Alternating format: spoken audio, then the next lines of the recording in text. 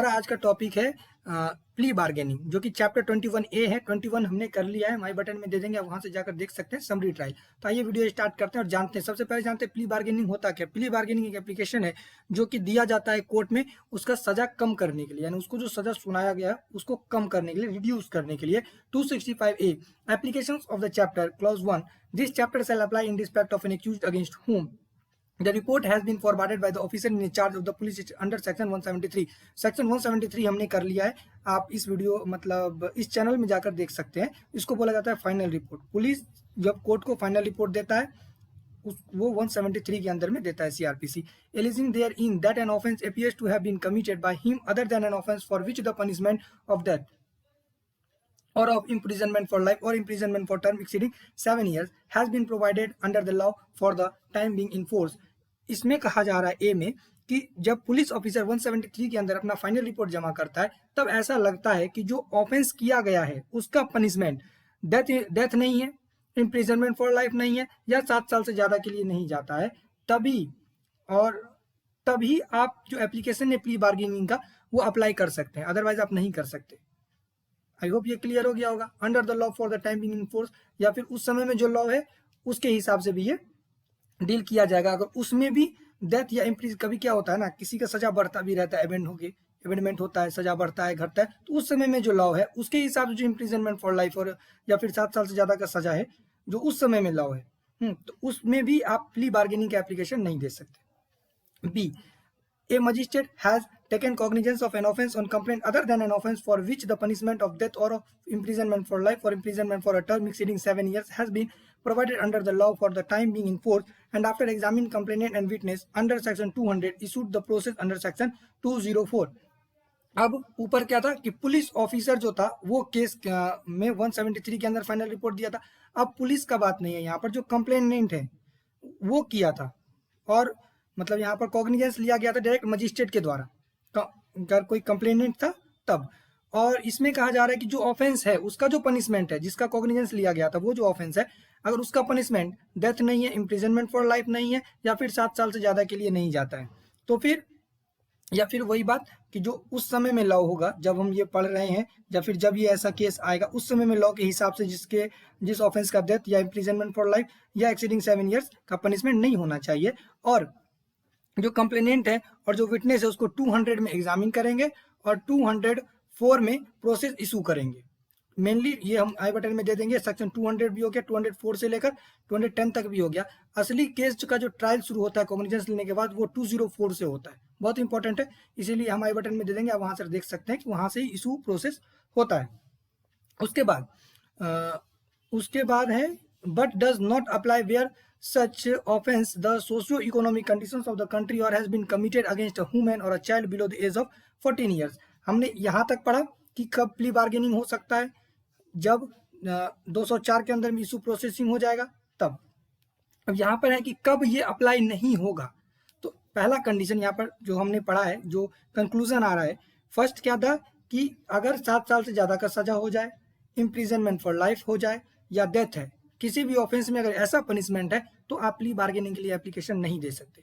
उसके बाद भी फिर यहाँ पर लिखा है कि यदि आप वुमेन के अगेंस्ट या फिर 14 साल से नीचे के बच्चे के खिलाफ या फिर socio economic condition of the country उससे रिलेटेड कोई ऑफेंस करते हैं तो आप प्ली बार्गेनिंग का एप्लीकेशन नहीं दे सकते, मतलब प्ली बार्गेनिंग आपको नहीं मिलेगा, आप अप्लाई ही नहीं कर सकते application. Clause 2 For the purpose of subsection 1, the central government shall by the notification determine the offence under the law for the time being in force, which shall be the offence affecting the socio-economic conditions of the country. अब जो हमने ऊपर पढ़ा था उसमें central government notification करके यह बताएगा, ये वो उसका काम है डिटरमाइन करना, उसका काम है ढूंढना कि कौन सा जो सोशियोनोमिक कंडीशन यानी सोशियोनोमिक ऑफेंस किसको माना जाएगा और किसको नहीं माना जाएगा, वो आगे दिया गया है, वो हम देखेंगे, ठीक है। तो ये सेंट्रल गवर्नमेंट का पावर है। 265B application for plea bargaining. अब यहाँ पर है मेन एप्लीकेशन कब होता है। Clause 1 a person accused in offence may file an application for plea bargaining in the court in which such offence is pending for trial.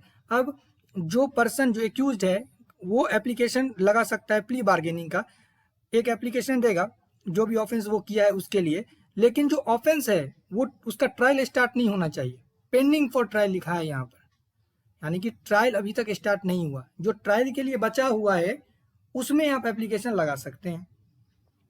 उसके बाद clause 2, the application under subsection 1 shall contain a brief description of the case relating to which the application is filed including the offence to which the case relate and shall be accompanied by an affidavit sworn by the accused stating therein that he has voluntarily preferred, after understanding the nature and extent of punishment provided under the law for the offense, the plea bargaining in his case, and that he has not previously been convicted by a court in a case in which he had been charged with the same offense।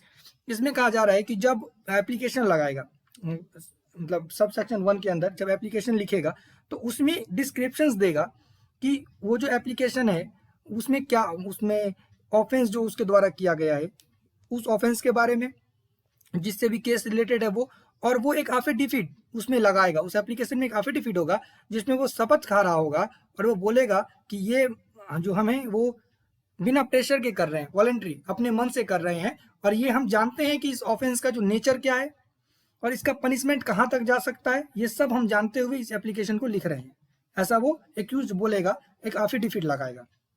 उसके बाद और उसमें और एक चीज mention होगा कि पहले है उसने कभी भी प्ली बार्गेनिंग का यूज नहीं किया है और वो पहले कभी भी कोर्ट से कन्विक्ट नहीं किया गया है इस सेम ऑफेंस के लिए। ठीक है, आई होप ये क्लियर हो गया होगा। उसके बाद थर्ड बोल रहा है, after receiving the application under subsection 1 the court shall issue notice to the public prosecutor और the complaint of the case as case may be and to be the accused to appear on the date fixed for the case. अब third बोल रहा है कि जब application मिलेगा section अंदर क्या मतलब अंदर आप समझ गए कि प्ली बार्गेनिंग की एप्लीकेशन कैसे लिखा जाएगा, उसमें क्या क्या रहेगा, अगर कोई दिक्कत हो तो आप कमेंट करके पूछ सकते हैं। थर्ड, अब जब सब सेक्शन 1 के अंदर एप्लीकेशन आया और 2 में कैसे लिखा जाएगा वो बताया, थर्ड में बता रहा है कि अब कोर्ट के सामने आ गया, एप्लीकेशन पूरा कंप्लीट होगा तो कोर्ट क्या करेगा, नोटिस करेगा किसको, पब्लिक प्रोसिक्यूटर को और कंप्लेनेंट को उस केस में जो है, और जो भी केस होगा उसके बाद एक डेट फिक्स कर देगा दोनों को आने के लिए, सॉरी एक्यूज्ड को आने के लिए डेट फिक्स करेगा। 4, व्हेन द पब्लिक प्रोसिक्यूटर और the complainant of the case as the case may be and the accused appear the date fix under subsection 3। अब सबसेक्शन 3 के अंदर जो डेट फिक्स किया गया उसमें वो आदमी आया, यानी एक्यूज जो था वो आ गया। The court shall examine the accuse in camera. अब एक्यूज को कैमरा में, यहाँ पर इन कैमरा का मतलब होता है बंद कमरे में, ठीक है, बंद कमरे में, यहाँ पर कोई नहीं होगा या पार्टी से रिलेटेड आदमी होगा, वहां पर उसका एग्जामिन किया जाएगा एक्यूज का। Where the other party in the case shall not be present, यानी जो पब्लिक प्रोसिक्यूटर या कंप्लेनेंट जो भी पार्टी है वो वहां पर प्रेजेंट नहीं रहेगा। कौन प्रेजेंट रहेगा, सिर्फ एक्यूज प्रेजेंट रहेगा। To satisfy itself that the accuse has filed the application voluntarily, यानी इस बात को सेटिस्फाइज करने के लिए, यानी खुद का सेटिस्फेक्शन के लिए जो मजिस्ट्रेट सर हैं जिनके सामने ये प्ली बार्गेनिंग का एप्लीकेशन दिया गया है, वो खुद को संतुष्ट करेंगे कि ये जो व्यक्ति एप्लीकेशन दे रहा है ये एकदम अपने मर्जी से दे रहा है। And where a the court is satisfied that the application has been filed by the accused voluntary, जब कोर्ट सेटिस्फाइड हो जाता है कि जो एप्लीकेशन है वो बिना दबाव के फाइल किया गया है, it shall provide time to the public prosecutor or the complainant of the case as the case may be and the accused to work out a mutually satisfactory disposition of the case which may include given to the victim by the accused the compensation and other expenses during the case and thereafter fix the date for further hearing of the case। अब जब satisfied हो जाएंगे application से तब वो अगर public prosecutor है तो पब्लिक प्रोसिक्यूटर को, अगर कंप्लेनेंट है तो कंप्लेनेंट को, जो भी केस है वो उसमें दोनों को एक बात देंगे कि तुम लोग म्यूचुअली जो चीज ये केस है उसको खत्म कर दिया जाए, म्यूचुअली सेटिस्फैक्टरी के साथ डिस्पोजिशन किया जाए इस केस का, और जो विक्टिम है उसको कंपेंसेशन और अदर एक्सपेंस जो कि उस देने के बाद इतना चीज यहाँ पर वहां पर बताया जाएगा विक्टिम को, यानी एक्यूज को, कि उसको कंपेंसेशन और अदर एक्सपेंसेस जो है जो भी उसका केस में लगा है, केस जब तक चला है वो दे देना पड़ेगा एक्यूज को। उसके बाद दोनों को टाइम दिया जाएगा, पब्लिक प्रोसिक्यूटर अगर है तो उसको और कंप्लेनेंट जो उसको भी टाइम दिया जाएगा, और उसके बाद आगे की डेट के लिए जो एक डेट फिक्स किया जाएगा कि अब आगे के डेट पर सबको आना है। उसके बाद B the court find that the application has been filed involuntary, अगर कोर्ट को लगता है कि जो ये जो अंडर प्रेशर जो है, अंडर प्रेशर में ये प्ली बार्गेनिंग को फाइल किया है एप्लीकेशन बाय द एक्यूज और he has previously been convicted by a court in a case in which had been charge with the same offence, या तो फिर जो एक्यूज है वो पहले ही कन्विक्ट हो चुका है, यानी पहले ही जेल जा चुका है इसी सेम ऑफेंस में, एकदम सेम ऑफेंस में, जिसके लिए वो अभी चार्ज किया गया है। If it shall proceed further in accordance with the provision of this code for the state such application has been filed under subsection 1। तो फिर यानी यहाँ तक आएगा ही नहीं। अगर यहाँ पर पता चलता है कि ये चीज ऐसा हुआ है तो इसको फिर से घुमा के पहले से शुरू कर दिया जाएगा और उसके एप्लीकेशन को रिजेक्ट कर दिया जाएगा। ये हम बता रहे हैं कि रिजेक्ट कर दिया जाएगा। अकॉर्डिंग टू सबसेक्शन का मतलब 1 से स्टार्ट होने का मतलब ही यही है कि रिजेक्ट कर दिया जाएगा। उसके बाद 265C guidelines for mutually satisfactory disposition. अब जब म्यूचुअली दोनों आदमी एक तरह से कंप्रोमाइज है, ये अगर कंप्रोमाइज करता है तो फिर उसका गाइडलाइन क्या है? तो guideline in working out of mutually satisfaction disposition under clause A subsection 4 of section 265B the court shall follow the following procedure namely. अब कोर्ट क्या प्रोसीड्यूर करेगा देखते हैं। A in a case instituted on a police report, यदि case police report पर आया है। Police report पर ऐसे आता है, पुलिस रिपोर्ट पर दो तरीके से आता है, एक 157 के अंदर, एक 154 के अंदर, यानी FIR करने के अंदर। ठीक है, तो ये दोनों ही बहुत इंपॉर्टेंट है, वो हम आई बटन में दे देंगे। अगर नहीं भी देंगे तो आपको इस चैनल में मिल जाएगा, आप देख सकते हैं। बहुत ही इंपॉर्टेंट है 154 और 157। उसके बाद है police report. The court shall issue notice to the public prosecutor, जो कोर्ट है वो पब्लिक प्रोसिक्यूटर को नोटिस देगा। The police officer who has investigate the case, और जो पुलिस इन्वेस्टिगेट कर रहा था केस को, उसको भी नोटिस देगा। The accused and the victim of the case to participate in the meeting to work out a satisfactory dispositions of the case, और खुद को मतलब केस को खत्म करने के लिए विक्टिम और जो एक्यूज है उन दोनों को उन मीटिंग में बुलाएगा। उसके बाद प्रोवाइडेड, यानी एक मीटिंग होगा उसमें इतने आदमी को नोटिस दिया जाएगा। Provided that through out such process of working out a satisfactory disposition of the case it shall be the duty of the court to ensure that the entire process is completed voluntarily by the parties participating in the meeting। अब ये court की जिम्मेदारी है, court ensure करेगा कि जितना भी process चल रहा है ये प्रोसेस अपने मन से कर रहा है, एक्यूज हो या कोई भी प्रेशर में नहीं है। ठीक है, जो भी पार्टीज है जो पार्टिसिपेट अपने मर्जी से इस मीटिंग में कर रहा है, कोई जबरदस्ती नहीं है। Provided further that the accuse if he so desire may participate in such meeting with his pleader if any engage in the case. इसमें कहा जा रहा है कि अगर एक्यूज अगर वो चाहे, अगर उसका मर्जी है तो वो पार्टिसिपेट कर सकता है अपने प्लीडर के द्वारा, यानी वो खुद ना भी आए लेकिन प्लीडर के द्वारा अगर वो चाहे तो इसमें पार्टिसिपेट कर सकता है। लेकिन यहाँ पर मे लिखा हुआ है, यानी कि ये कोर्ट का, जहाँ पर मे है, जहाँ तक हम समझ पा रहे हैं, जहाँ तक मे है वहां तक ये कोर्ट का पावर होता है कि कोर्ट क्या करेगा, कोर्ट उसको पर्सनली बुलाएगा या फिर अलाउ कर देगा कि तुम प्लीडर के साथ ही आओ। उसके बाद B in a case institute otherwise than a police report. अब यदि पुलिस रिपोर्ट पर केस फाइल नहीं होता है, डायरेक्ट मजिस्ट्रेट के सामने फाइल होता है, कंप्लेनेंट टू मजिस्ट्रेट, ये एक चैप्टर है जो कि हमने कर लिया है complete. The court shall issue notice to the accused and the victim of the case to participate in a meeting to work out a satisfactory disposition of the case. इसमें एक्यूज्ड को और जो विक्टिम है उन दोनों को, case तो दोनों पे ही होगा, एक्यूज या विक्टिम, दोनों को उस मीटिंग में बुलाया जाएगा। किस बात के लिए? हाँ, म्यूचुअली मतलब केस को खत्म करने के लिए। Provided that it shall be the duty of the court to ensure throughout such process of working out a satisfactory dispositions of the case that it is completed voluntary by the parties participating in the meeting. फिर वही बात, ये court का duty है कि court ensure करे, court का काम है कि जो भी पार्टीज है, चाहे वो एक्यूज हो या विक्टिम हो, दोनों ही अंडर प्रेशर नहीं है, पूरा फ्री है और अपनी मर्जी से कर रहा है, पार्टिसिपेट कर रहा है मीटिंग में। Provided further that if the victim of the case or the accused as the case may be so desire he may be participate in such meeting with his pleader engaged in the case. इसमें कहा जा रहा है कि जो victim है, जो accused है, वो अगर चाहे, अगर उसका मर्जी है तो वो पार्टिसिपेट कर सकता है अपने प्लीडर के द्वारा, यानी खुद वो नहीं भी आ सकता है, प्लीडर को, सॉरी, विथ हिज प्लीडर, यानी प्लीडर के साथ आ सकता है। सॉरी, मेरा गलती हुआ, माय मिस्टेक। तो अगर उसका मर्जी है तो वो पार्टिसिपेट कर सकता है अपने प्लीडर के साथ जो उस केस में है। अगर उस केस में आप तुरंत नहीं ला सकते आदमी को जो उस केस में इंगेज्ड है, यानी पहले से उसके पास केस है, पहले से आपने उसको वकालतनामा पर साइन करके दिया है, तब वो अपने प्लीडर के साथ आप आ सकते हैं जो उस केस का वकील है, यानी जो प्लीडर है। 265D report of the mutually satisfactory disposition to be submitted before the court. अब रिपोर्ट जो है, जो म्यूचुअली मतलब दोनों ने कंप्रोमाइज किया है, एक तरह से हम कंप्रोमाइज बोल रहे हैं, वहां पर आप सेटिस्फैक्टरी डिस्पोजिशन समझिए कि जो उसका जो रिपोर्ट है वो कोर्ट के सामने आया। Wherein a meeting under section 265C a satisfactory disposition of the case has been worked out, the court shall prepare a report of such disposition which shall be signed by the presiding officers of the court and all others who participate in the meeting, and if no such disposition has been worked out, the court shall record the observations and proceed further in accordance with the provision of this code from the stage the application under subsection 1 of section 265B has been filed in such case। इसमें कहा जा रहा है कि जो हमने पढ़ा था 265C के अंदर मीटिंग होगा, अब उसका जो एक रिपोर्ट हो गया, अगर सेटिस्फाइड हो जाता है दोनों पार्टी में तालमेल बैठ जाता है, तो जो रिपोर्ट है वो तैयार करेगा और उस रिपोर्ट पर साइन किसका होगा? प्रिसाइडिंग ऑफिसर का, यानी जो जज हैं या फिर जो नियुक्त किया गया है उस केस के लिए, बहुत तरीके से होता है, मजिस्ट्रेट होते हैं, उनका सिग्नेचर होगा, जो भी उस केस को देख रहा है उसका सिग्नेचर होगा। और अदर पर्सन यानी हर एक उस आदमी का जो उस मीटिंग में पार्टिसिपेट हुआ, तो उस मीटिंग में कौन कौन पार्टिसिपेट हुआ था?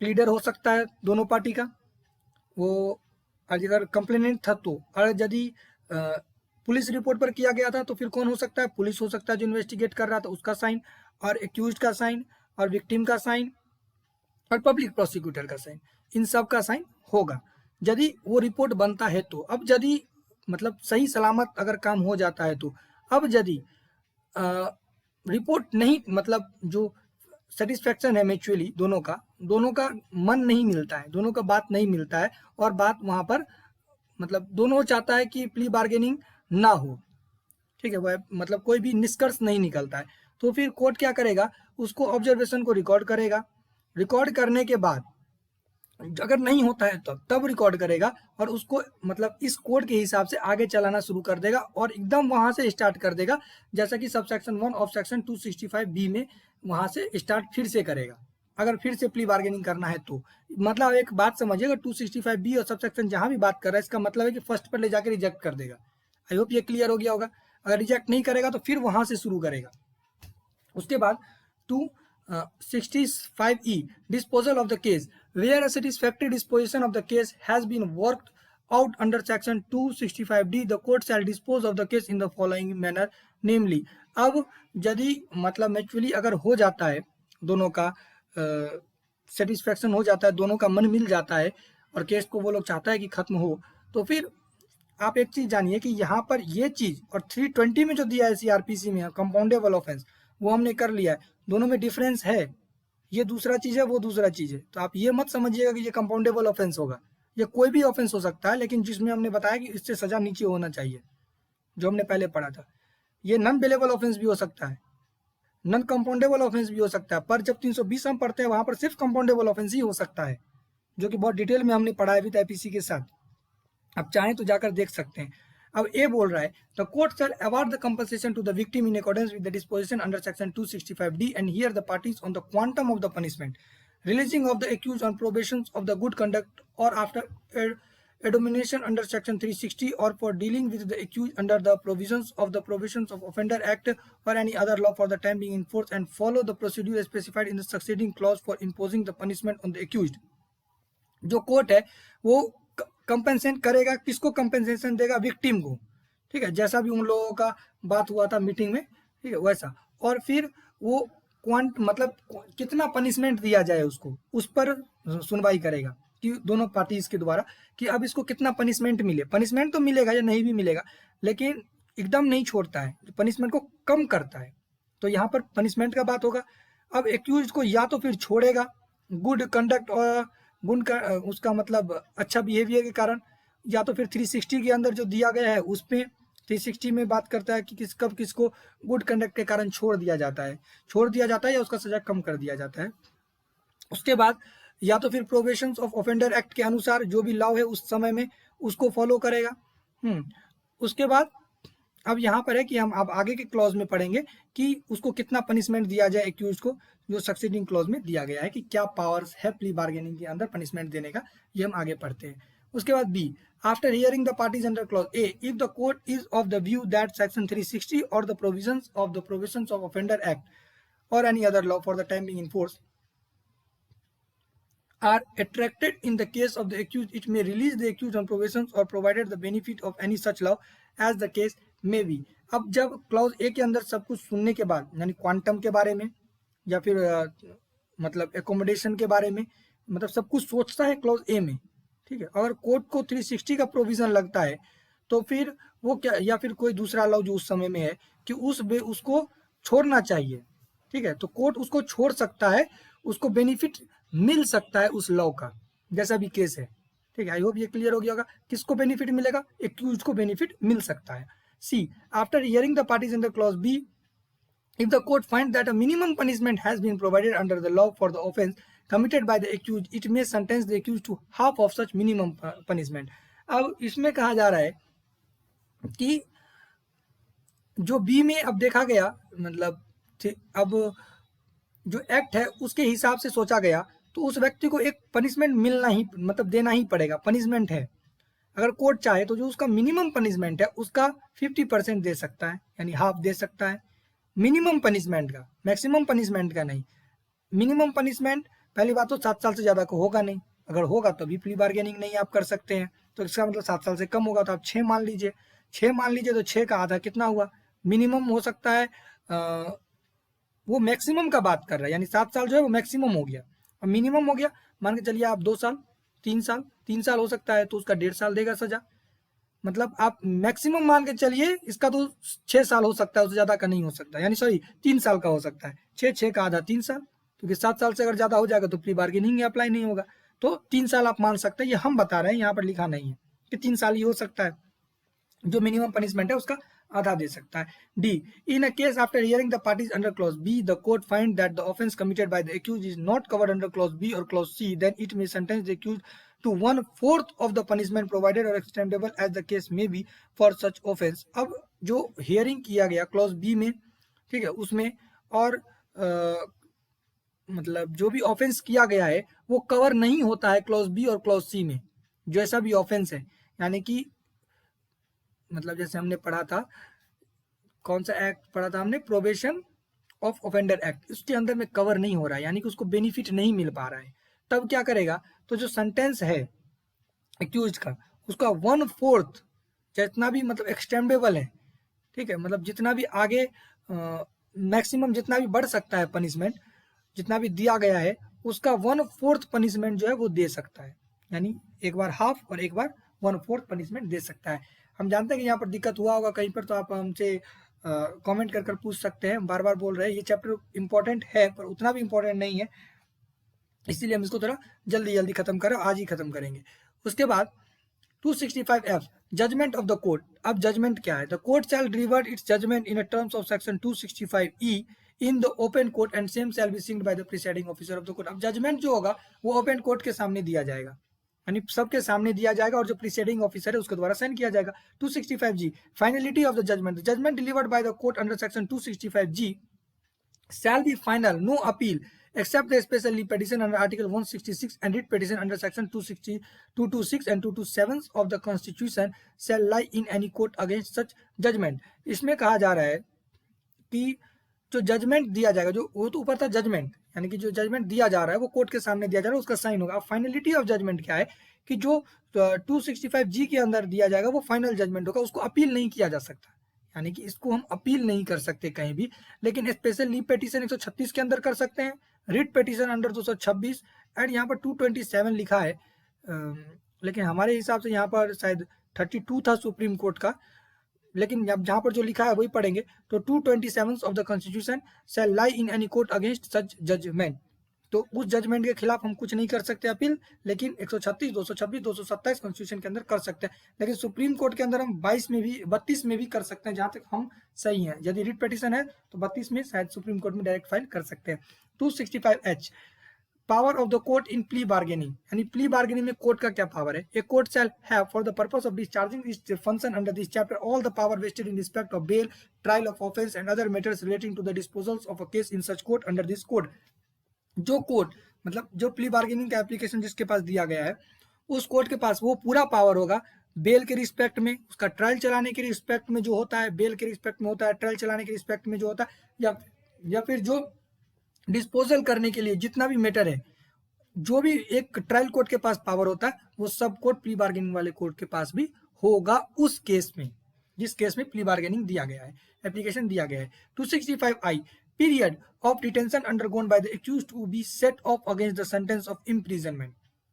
The provision of section 428 shall apply for a sitting of the period of detention undergone by the accused against the sentence of imprisonment imposed under this chapter in the same manner as they apply in respect of the imprisonment under other provision of this code. 428 हमने अभी पढ़ा नहीं है, हम पढ़ेंगे, लेकिन हम बता देते हैं एक संक्षेप में कि जितना दिन व्यक्ति जेल में रह जाता है ना, अगर वो बेचारा केस हार जाता है, मान के चलिए किसी को 2 साल का सजा होना है, 1 साल वो जेल में रह गया, तो उसका 1 साल माइनस करके 1 साल ही का उसको सजा सुनाया जा सकता है।